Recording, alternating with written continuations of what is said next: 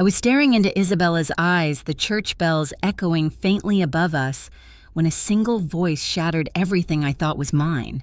My father rose from the pews, his shadow cutting across the sunlight, streaming through stained glass, and in 10 words, he dismantled my life.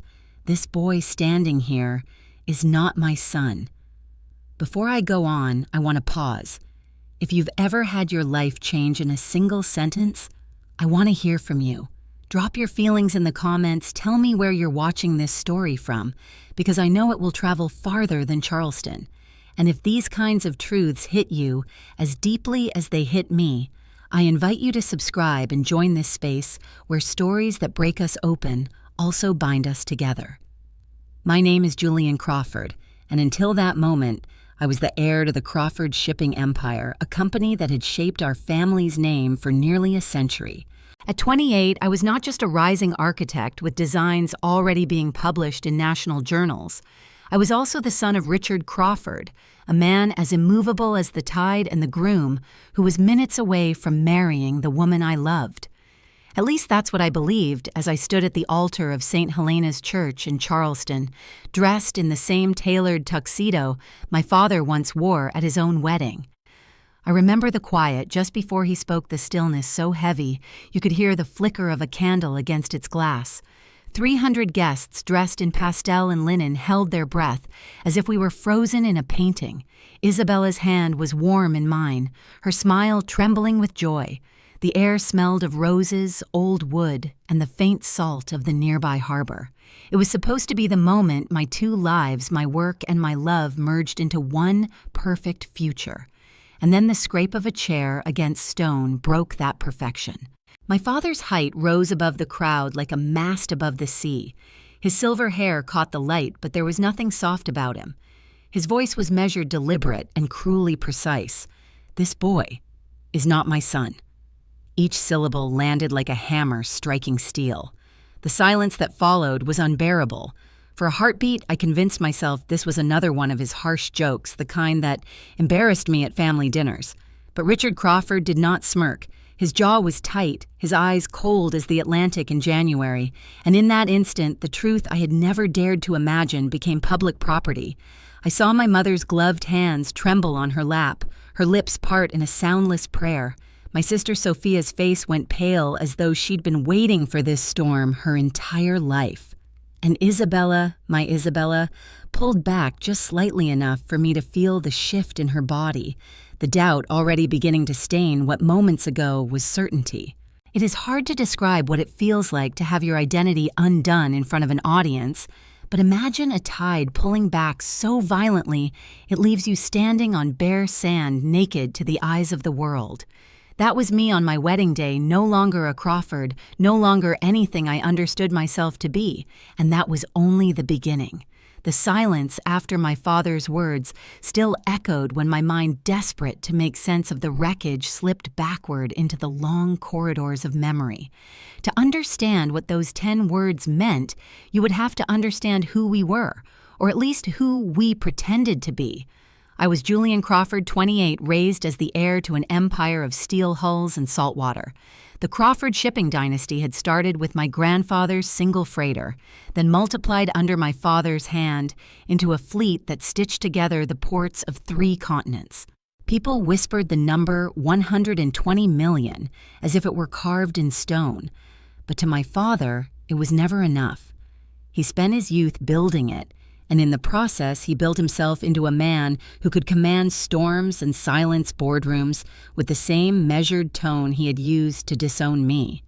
My mother, Margaret, moved through Charleston society like a swan on water, graceful, admired, untouchable. Yet whenever her eyes rested on me, there was a flicker, a pause in the smile she offered the world. I mistook it for distance, the kind of coldness wealth breeds. Only later would I recognize it for what it was, the weight of a secret. Then there was Sophia, my sister, older by 3 years. If I was the dreamer drawing skylines, she was the strategist calculating profit margins. She deserved the keys to the empire more than I ever did, yet she never let ambition erase affection.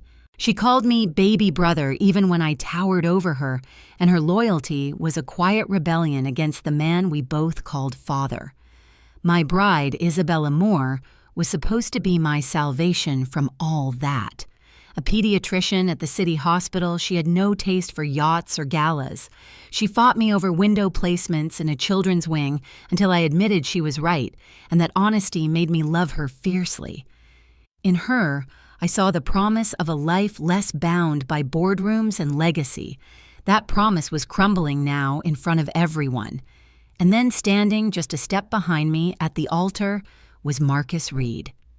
We'd grown up side by side on the same stretch of Carolina coast, though my family's money was old and his was new. Where my father saw him as beneath us, I saw him as the brother I chose. He was the one who dragged me out surfing at dawn, the one who kept my secrets in high school, the one now staring at Richard Crawford as if he might hurl himself into the storm on my behalf. Our home. The Crawford estate stood like a fortress on the edge of the Atlantic, its windows staring out over restless waves. 3 generations had walked those halls, their portraits hanging heavy with expectation. To be born a Crawford was to inherit not just money, but a performance, a role rehearsed before society's gaze. I had played my part well until my father chose to rip the script from my hands. That morning, as the sun rose over Charleston, I believed I was walking toward the life I had always dreamed of. But beneath the polished marble and the rows of guests, cracks were already spreading. My father had waited decades for his stage, and now he had chosen it, my wedding, my undoing. And that realization, more than his words, was the first cut that bled. Looking back now, I realize the warning signs were there all along, scattered like broken shells across the shoreline of that morning. At the time, I stepped over them, telling myself they were nothing more than wedding nerves, the kind of sentiment that comes when a family watches its son step into a new life. But hindsight turns small gestures into thunderclaps. My mother was the first. She had been dressed in pale blue silk when she slipped quietly into my room hours before the ceremony. The fabric shimmered in the early light, but her face looked drawn, too careful. She hugged me tighter than I ever remember her hugging me, her perfume sharp with gardenias, and whispered, "Whatever happens today, remember, your mother loves you." I laughed nervously, brushing it off as her being emotional. But when I pulled away, I caught a look in her eyes that I didn't understand, then a mix of guilt and farewell, like someone memorizing a face before a storm takes it away. Sophia arrived next, carrying the cufflinks that had once belonged to our grandfather. She fastened them to my sleeves with hands steadier than mine. "You look like him," she said, her voice low, her eyes softer than usual. Then almost to herself, she added, "Blood doesn't make family. Love does." At the time, I thought she was being philosophical, indulging in one of her rare sentimental moods. I chuckled, told her she was scaring me with her seriousness. She just pressed her lips together as if she'd already said too much. Marcus came bounding in a few minutes later, his tuxedo jacket slung over one shoulder, 2 cups of coffee in hand. He was his usual irreverent self, cracking jokes about me finally surrendering to matrimony. Yet even he, my lifelong friend, couldn't keep the tension from his face. After a beat of silence, he muttered, "Your father's been pacing all morning. He looks off. Julian, you should be careful." He said it like a warning he didn't know how to finish. I waved them all away. I told myself it was natural. Families get emotional on wedding days, old wounds surface. People act strangely under the weight of change. I convinced myself that their unease was just love dressed in anxious clothing. But deep down in the hollow of my chest, there was a flicker of something else. A heaviness I couldn't name, a shadow at the edge of the brightest day of my life. The truth is, I didn't want to look too closely. I had too much at stake, Isabella waiting in her gown, the guests filling the pews, the future I had built like a fragile cathedral in my mind. To question it then would have been to invite the collapse early. So I tightened my tie, smiled into the mirror, and walked toward the altar blind, to the storm already gathering in my father's eyes. I should have known that the strange tension of that morning would not fade, but instead swell to bursting. By the time I stood at the altar, holding Isabella's hands beneath the vaulted ceiling of St. Helena's, the silence felt almost holy. The officiant's words floated through the air like incense, solemn and binding, until he reached the line everyone expects, but never imagines will matter. If anyone here has reason why these two should not be joined in matrimony, speak now. Or forever. Hold your peace. The scrape of a chair against the stone floor sliced through the stillness like a blade. My father rose slowly, deliberately, his presence filling the room more than any hymn or prayer ever could. For a heartbeat, I almost smiled, certain he was about to make some cruel joke, the kind he wielded like weapons at family gatherings. But when I saw the granite in his face, I felt the blood drain from mine. "I have something to say," Richard Crawford declared, his voice echoing through the church, hard and metallic. He looked not at me, but at the sea of guests, 300 souls who leaned forward as one. "This young man, this groom, he is no son of mine. He is the product of my wife's betrayal, and I will not have my family's name bound to his lies." Gasps rippled like wind through wheat. My mother crumpled back into her seat, a handkerchief pressed to trembling lips. Sophia stood frozen, her fists clenched so tightly, her knuckles blanched white. But it was Isabella's reaction that struck me deepest. Her fingers slipped from mine as if the truth burned her skin. She stepped back, eyes wide, the light in them twisting into something between fear and disgust. My father was not finished.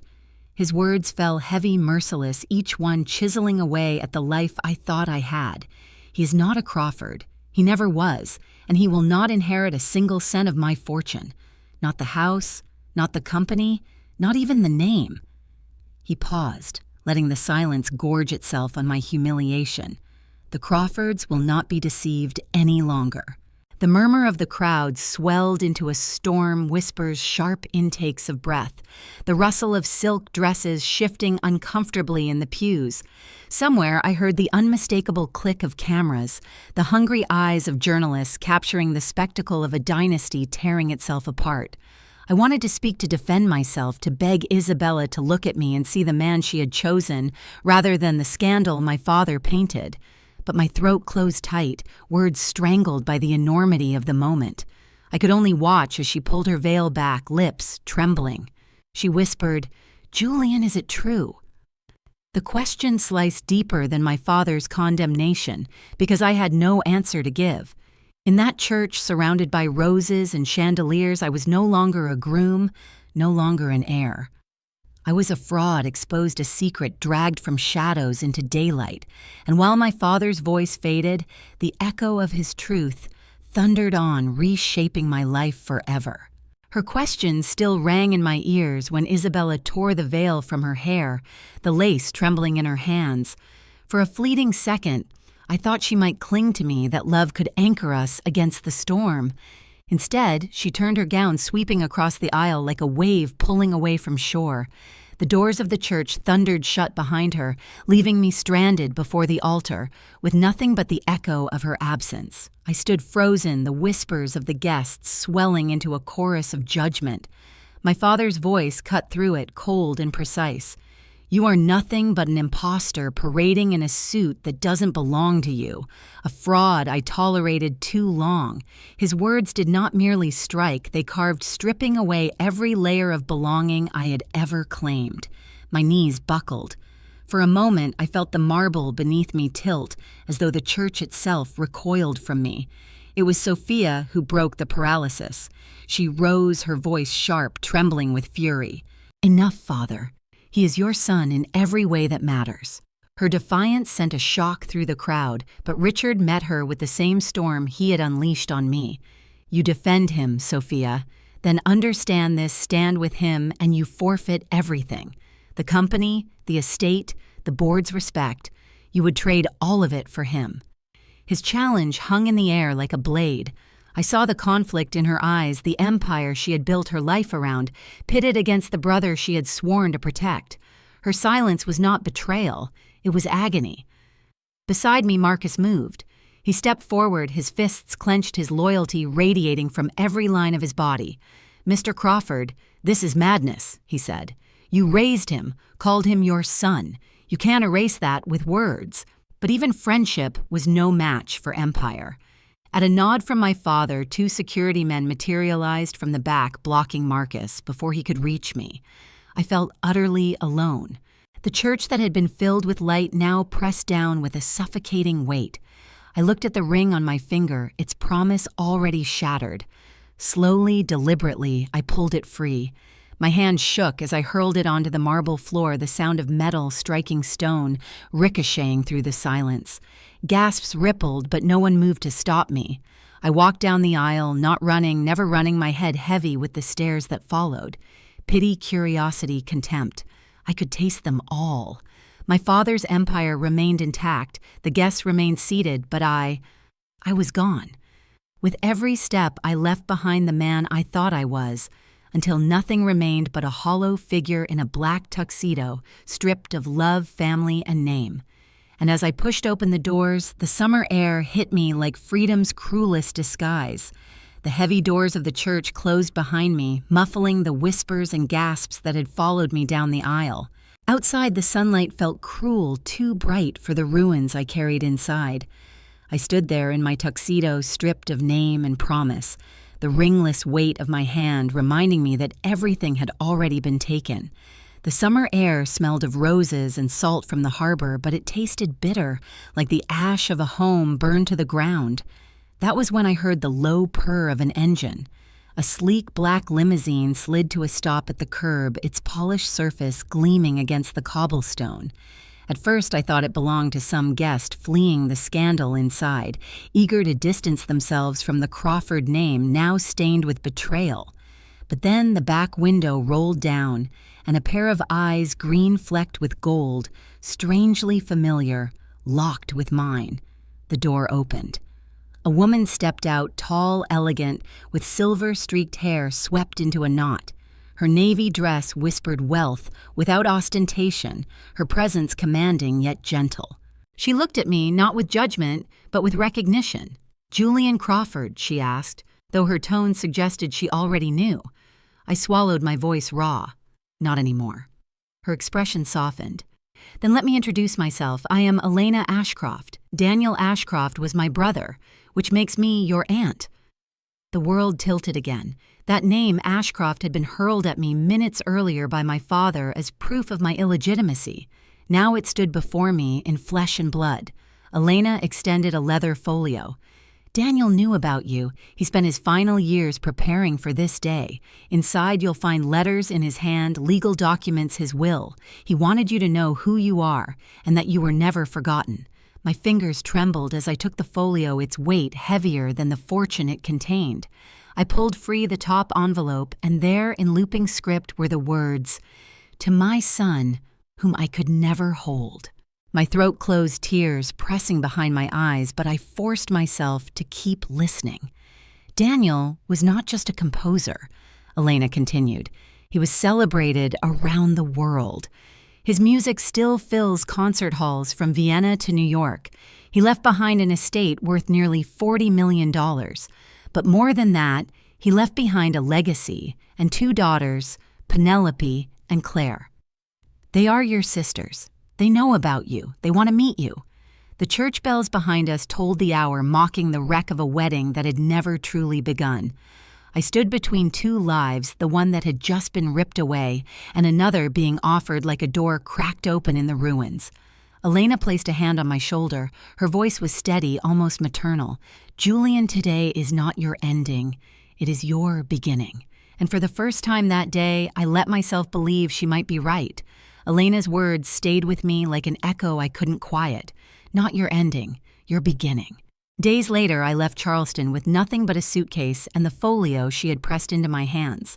The Crawford estate was closed to me, but in New York, a different set of doors opened, ones painted not with shame, but with possibility. The first time I stepped into the penthouse Daniel Ashcroft had left behind, I felt as if I had walked into a gallery of secrets. Floor-to-ceiling windows framed the skyline, but it was the walls that took my breath.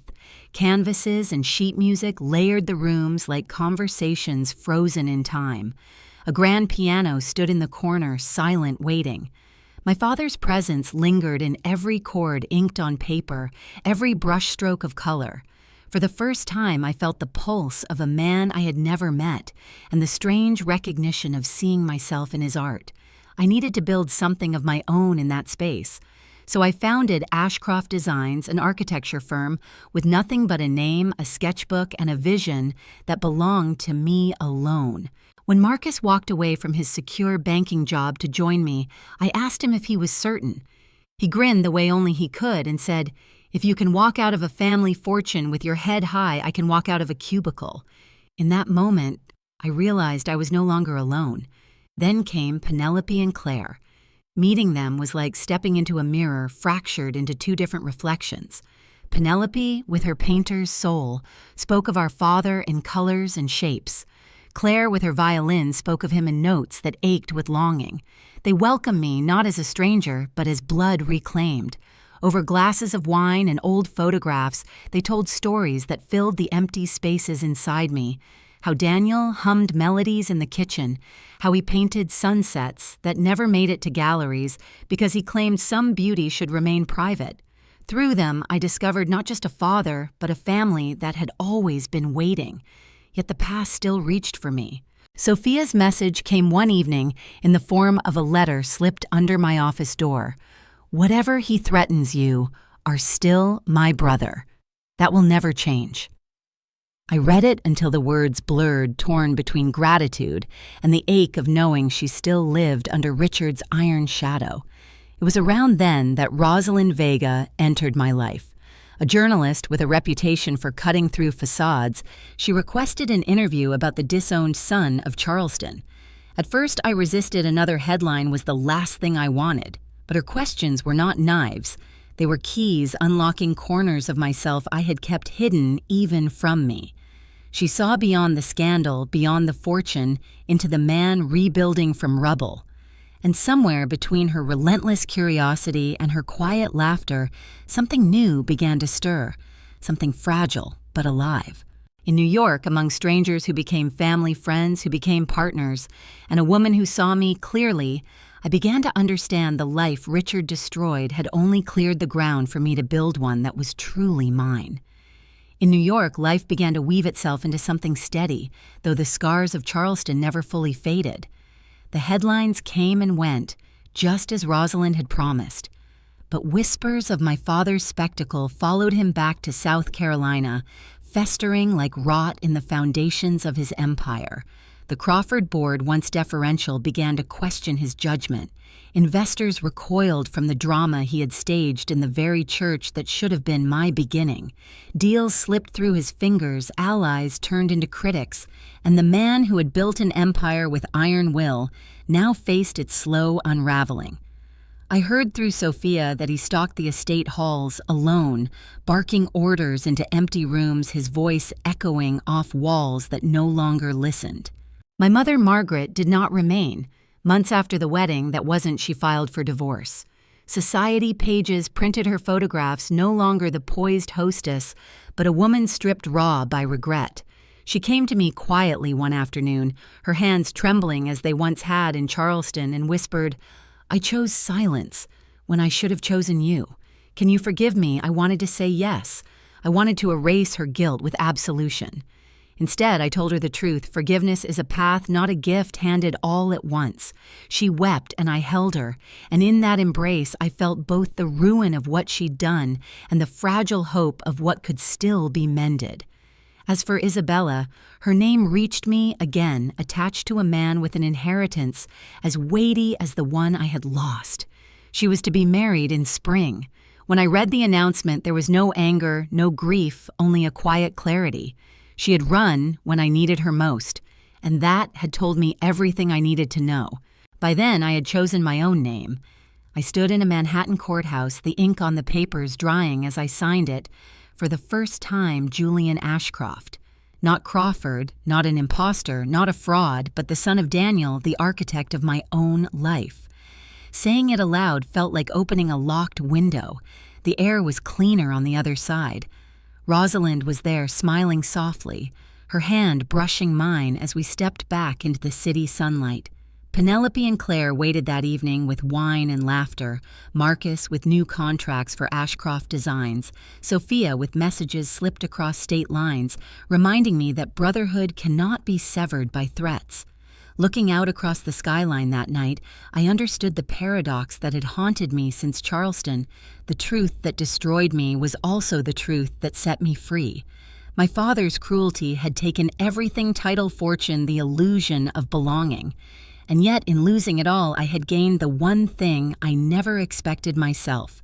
Sometimes the cruelest revelations are not chains but keys, and in their turning, we are not undone, we are remade.